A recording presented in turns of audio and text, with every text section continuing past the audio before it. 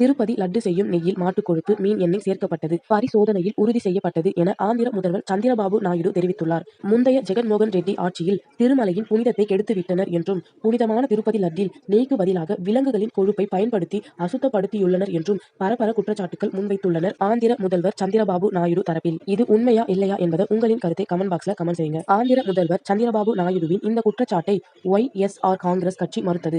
ஒய்.எஸ்.ஆர். காங்கிரஸ் கட்சி எம்.பி. சுப்பாரெட்டி சந்திரபாபு நாயுடு திருப்பதி ஏழுமலையான் கோவிலின் புனிதத்தையும் பல நூறு கோடி இந்துக்களின் நம்பிக்கையையும் காயப்படுத்தி உள்ளனர் என்றும் தெரிவித்துள்ளார்.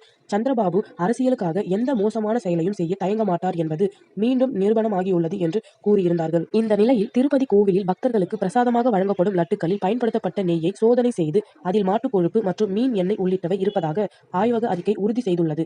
குஜராத்தில் உள்ள தனியார் ஆய்வகம் வெளியிடப்பட்ட பரிசோதனை அறிக்கையின்படி திருப்பதி லட்டு தயாரிக்க பயன்படுத்தப்படும் நெய்யின் மாதிரிகளில் பாமாயில், மீன் எண்ணெய், மாட்டுக் கொழுப்பு மற்றும் பன்றி கொழுப்பு உள்ளிட்ட கொழுப்புகள் இருப்பதாக தெரிவிக்கப்பட்டுள்ளது. திருப்பதி லட்டு தயாரிக்க பயன்படுத்தப்பட்ட நெய்யில் விலங்கு கொழுப்புகள் இருந்து ஆய்வக சோதனையில் உறுதி செய்யப்பட்டதை தொடர்ந்து பக்தர்கள், பொதுமக்கள் அதிர்ச்சி அடைந்துள்ளனர். கோவில் பிரசாதத்தில் விலங்கு கொழுப்பு பயன்படுத்தப்பட்டது குறித்து கடுமையான நடவடிக்கை எடுக்க வேண்டும் என பொதுமக்கள் கோரிக்கை விடுத்து வருகின்றனர். எப்படி மனசாட்சி துளி கூட இல்லாமல் இத்தனை கோடி மக்கள் நம்பிக்கையில் விளையாடி இருக்கீங்க?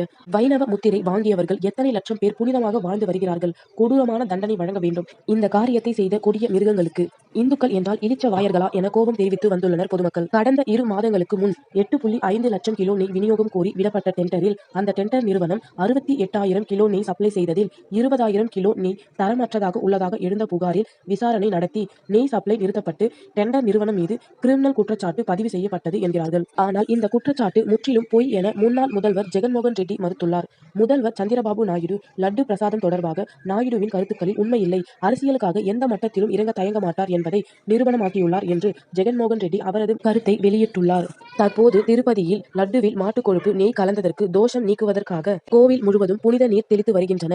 பக்தர்கள் தங்கள் வீடுகளில் மாலை 6 மணிக்கு விளக்கு ஏற்ற வேண்டும் என்றும், திருமலை தேவஸ்தானம் வீடுகளில் விளக்கு ஏற்றி ஓம் நமோ நாராயணாய என்றும் மந்திரத்தை உச்சரிக்க வேண்டும் என்று திருமலை தேவஸ்தானம் அறிவித்துள்ளது. இதனைத் தொடர்ந்து ஜெகன்மோகன் ரெட்டி பிரதமர் மோடிக்கு கடிதம் ஒன்று அனுப்பியுள்ளார். அதில் என்ன குறிப்பிட்டுள்ளார் என்றால், ஆந்திராவில் ஏற்பட்டுள்ள ஆபத்தான சூழல்கள் குறித்து உங்கள் கவனத்தை ஈர்க்கவே இந்த கடிதத்தை எழுதுகிறேன். திருப்பதி தேவஸ்தானத்தின் புனிதம், ஒருமைப்பாடு மற்றும் நற்பெயரை சீர்குலைக்க முதல்வர் மந்திரி சந்திரபாபு நாயுடு முயற்சி மேற்கொண்டு வருகிறார்.